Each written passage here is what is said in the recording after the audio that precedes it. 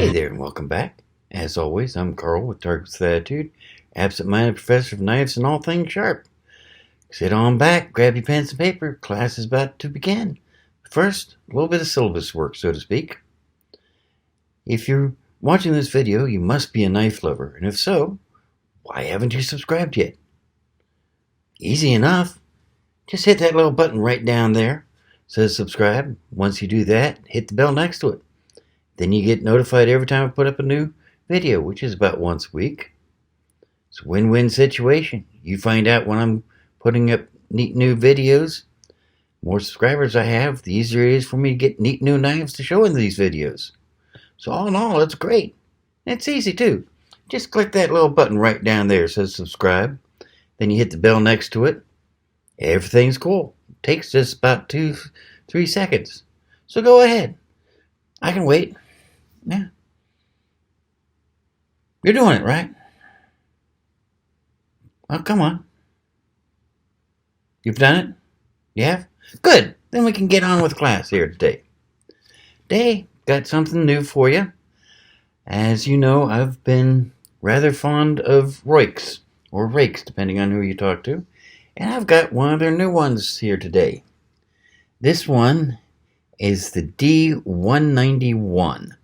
Which, okay, most of their knives are numbered, but most of them start with P, not D. This one is kind of different.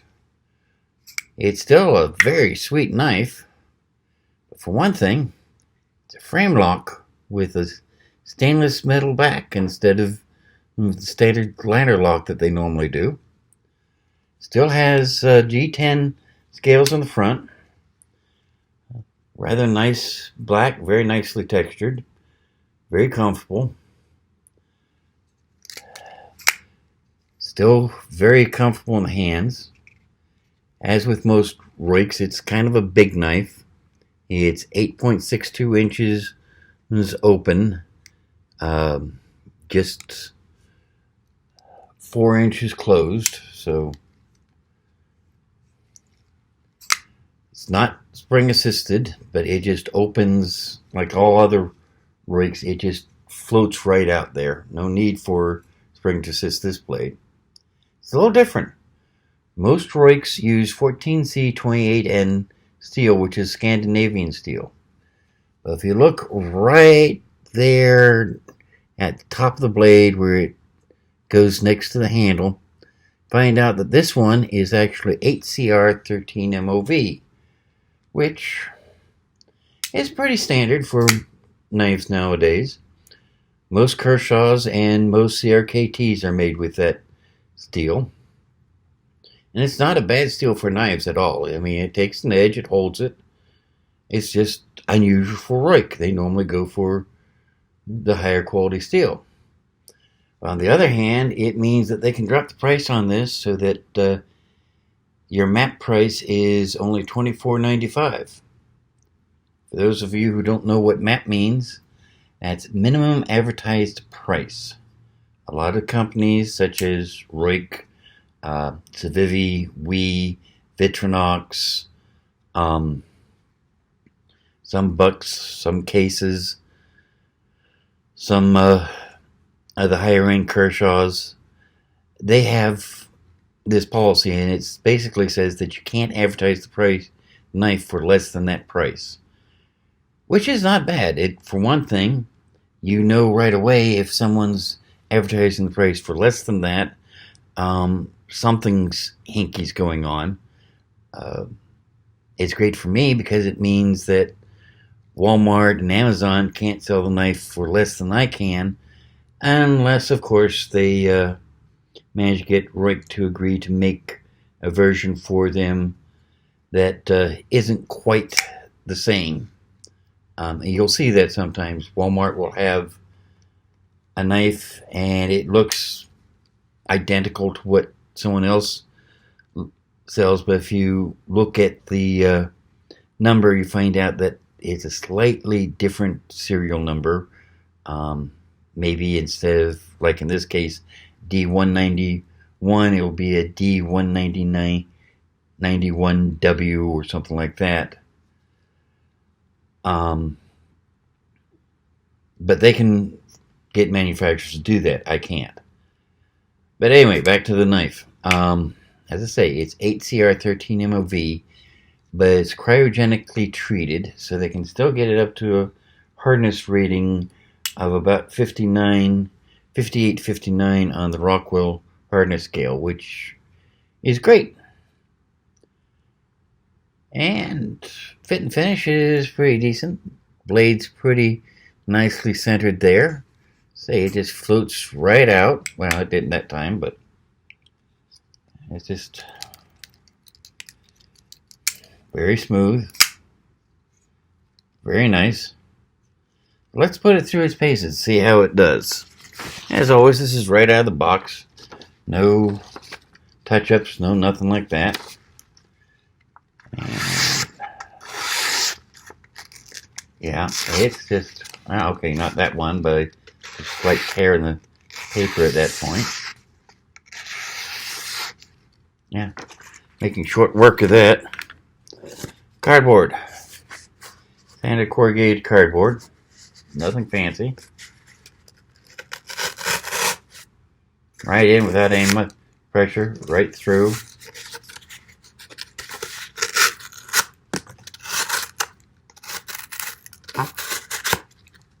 Yeah, that's going to open up any cardboard box I know of. If you know of one that won't open up, I don't want to see it. Sorry, but I don't. Hang packaging test. Let's see here. Here we go. Standard empty soda bottle. It's about the same toughness of plastic as most hang packages, so it makes a good test. See here. In without any problem whatsoever.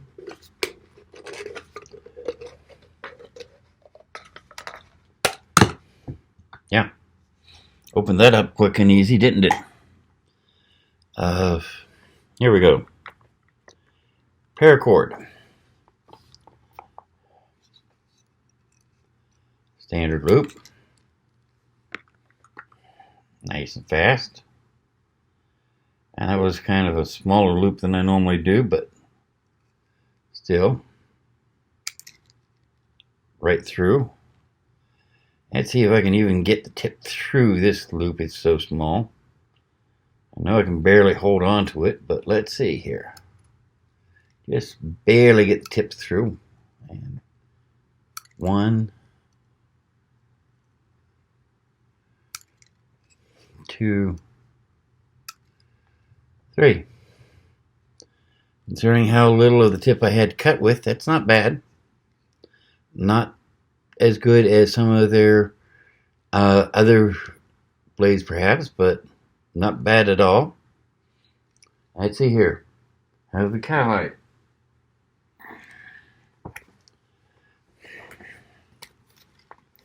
Don't expect most pocket knives to do well on this. Started doing this for hunting knives, and someone suggests I should do it with all knives. So, let's see here. Yeah. If for some reason you need to cut yourself some new laces out of cowhide, that's going to do the trick real quick and easy. Just a minute. Dropped out my foot. That would have annoyed the crap out of me all the way through the rest of the video. So, oh no, doing well. Let's see here. Piece of wood. This one's kind of small, but we'll give it a try.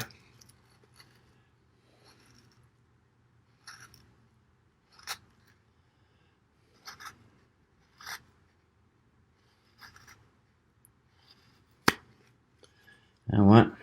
It's going through that like nobody's business. Batoning. Can't really, it's too short for me to let you see me baton it, but, and as I keep saying, this is not really a great idea for a pocket knife. That pivot point does provide a weak spot that is going to give away sooner or later if you keep on doing this, but people want to see it, so let's see what we can do, as usual.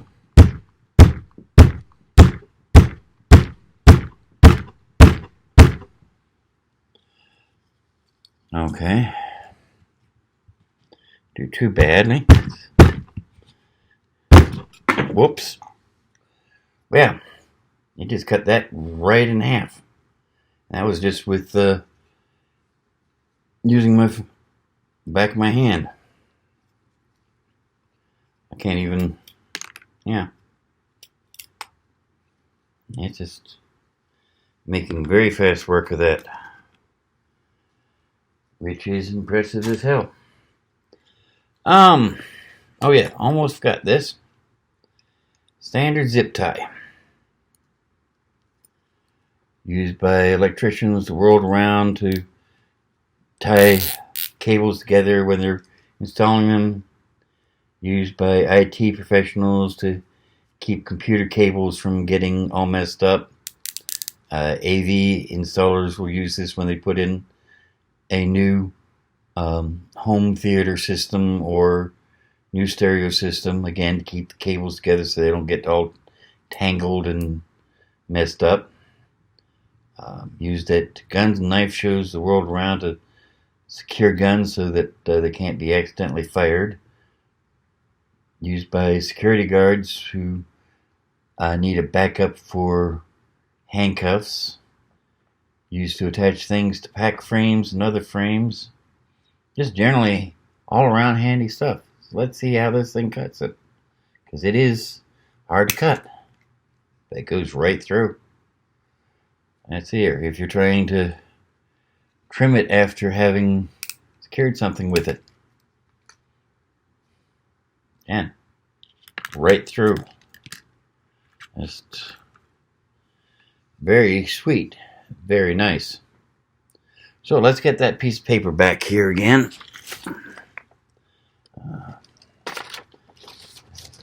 Kind of shredded up. It's not much to have to work with, but we can do one more test. Let's see.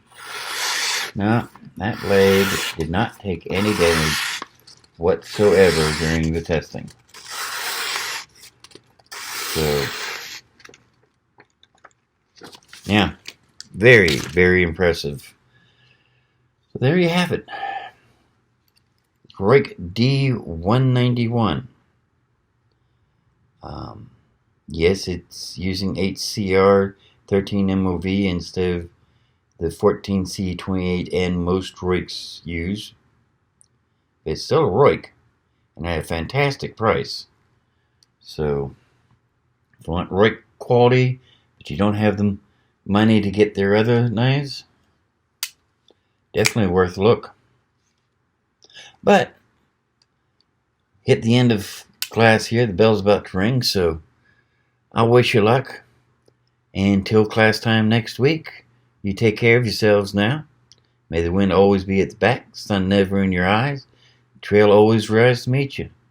Remember, if you go and do something, no matter how minor or how major, even if it's just looking up neat new knives on the internet, do it with attitude. See you now.